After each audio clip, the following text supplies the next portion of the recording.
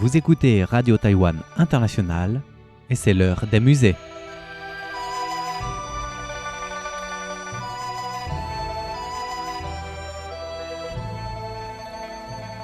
Chers amis francophones, bonjour. Vous êtes en compagnie de Miao Yonghua pour l'heure des musées. La semaine dernière, on s'est arrêté à l'exemple d'un bouton de mandarin en argent doré incrusté d'une pierre précieuse rouge. Vous vous en souvenez? Aujourd'hui, on continue avec d'autres pierres précieuses. 石、滑石、五造石、洞石、stéatite, pierre à savon.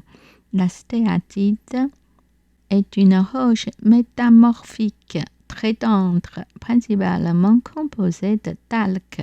Voici un exemple. Merci de vous référer à l'image 1. Tabatière en stéatite.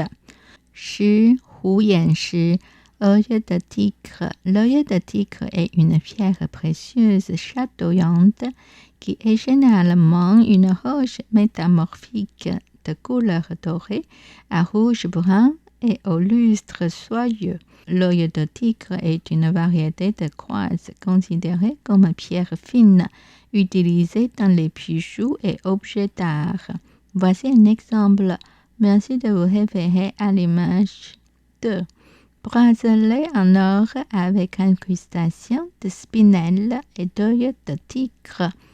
石、金绿宝石、五紫翠玉、五变石、alexandrite. L'émeraude le jour, le rubis la nuit. L'alexandrite est bien connue pour afficher l'un des changements de couleur les plus remarquables dans le monde des pierres précieuses. Vert à la lumière du soleil et rouge à la lumière incandescente. Cette variété de chrysobéryl de qualité gemme fait une excellente pierre de bijouterie. Voici un exemple. Merci de vous référer à l'image 3. Bague en alexandrite. 石、金星石、aventurine. L'aventurine est une variété de quartz qui doit sa couleur et ses éclats métalliques à des inclusions de fischite. Lorsqu'elle est rouge ou bien hématite ou encore de mica, ce qui la fait alors paraître plutôt brun-rouge. Malheureusement, je n'ai pas pu trouver d'exemple. J'ai seulement trouvé une tabatière verte en verre imitation aventurine. Merci de vous référer à l'image 4.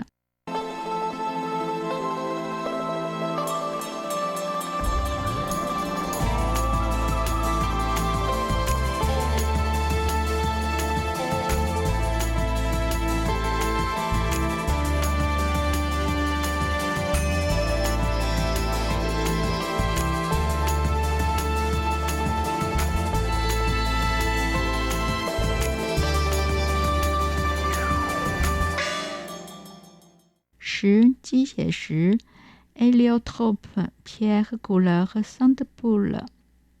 L'héliotrope est une variété de calcédoine au coloris noirâtre, verdâtre et tacheté de rouge par des silicates de fer ou par du jaspe rouge. Les taches rouges sont apparentes aussi bien sur les roches brutes que sur les roches polies.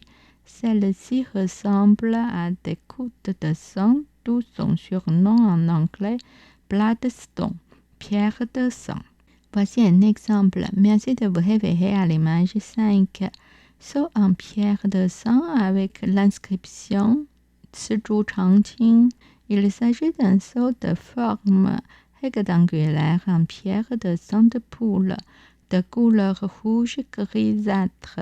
Le rouge étant principalement concentré sur la moitié supérieure du sceau. Le sceau est gravé en relief avec le mot 慈竹长青. Le bambou bienveillant est à feuilles persistantes, en écriture sigillaire, dont les lignes sont fines, fortes et arrondies, mais le contour des lignes est irrégulier et inégal, relevant un intérêt ample et vigoureux au-delà des lignes fines et droites.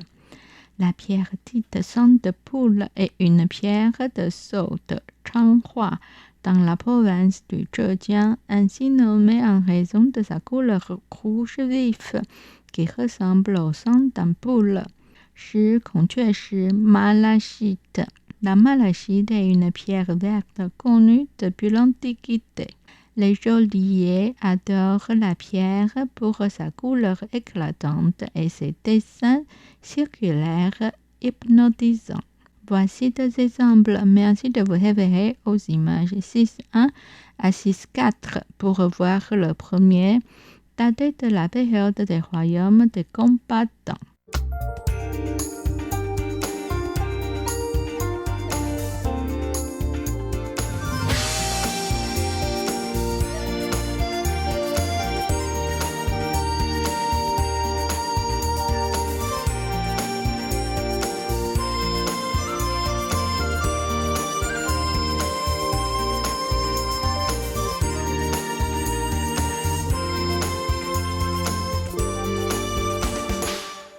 Vase à vin fin avec motif de corde et incrustation de malachite.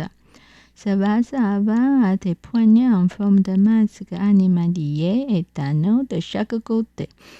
Voir l'image 6.2. Le col est décoré de motifs de nuages triangulaires. Voir l'image 6.3. La panse est divisée en grilles diamantées avec des bandes en forme de 8. Voir l'image 6.4 et le pied annulaire d'un motif de nuage. Le col et la banse sont partiellement incrustés de malachite, dont une grande partie est tombée.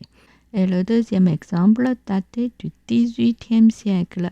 Merci de vous référer aux images 7.1 à 7.5. Sceptre rouillé en filigrane dorée incrusté de malachite et de pierres précieuses. Le rouillé à 3 incrustations est décoré sur la face principale d'un motif de monnaie ancienne. Voir l'image 7.1. La tête, le ventre et les orteils sont chacun incrustés d'une pierre de malachite avec une svastika, une chauve-souris et des motifs floraux en bas-relief. Voir l'image 7.2. Les côtés sont incrustés de jade émeraude, de tourmaline rose et de tourmaline rouge. Les poignets sont incrustés de tourmaline, d'émeraude et de perles de différentes couleurs pour former une pêche de longévité, une grenade et une main de Bouddha, symbolisant la longévité, la fertilité et la bonne fortune. Voir l'image 7.3. Le revers est décoré d'un motif de poisson roi et ciselé d'un motif floral continu à 10 pétales. Voir l'image 7.4. Les orteils sont annelés en de jade émeraude et drapés d'un long nœud jaune et de 2 pointes de jaune pâle et de bleu. Voir l'image 7.5. 10 蓝宝石 saphir. Voici un exemple. Merci de vous référer aux images 8.1 et 8.2.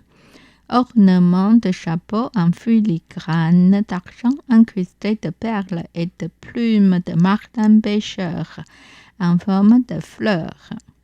La décoration qui orne le front d'un chapeau, généralement sculpté et incrusté de perles et de pierres précieuses. Par exemple, cette pièce s'agit d'un ornement floral à 5 pétales en argent avec une monture centrale en saphir, entourée de perles et décorée de pointes d'émeraude.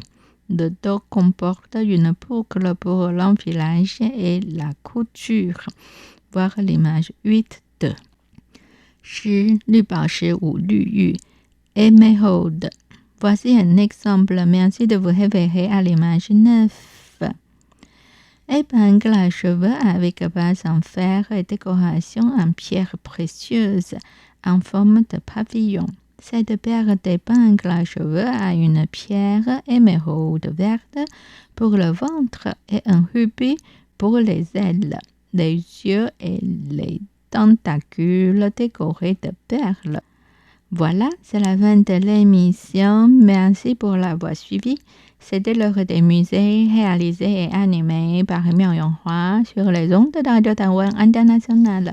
À la semaine prochaine.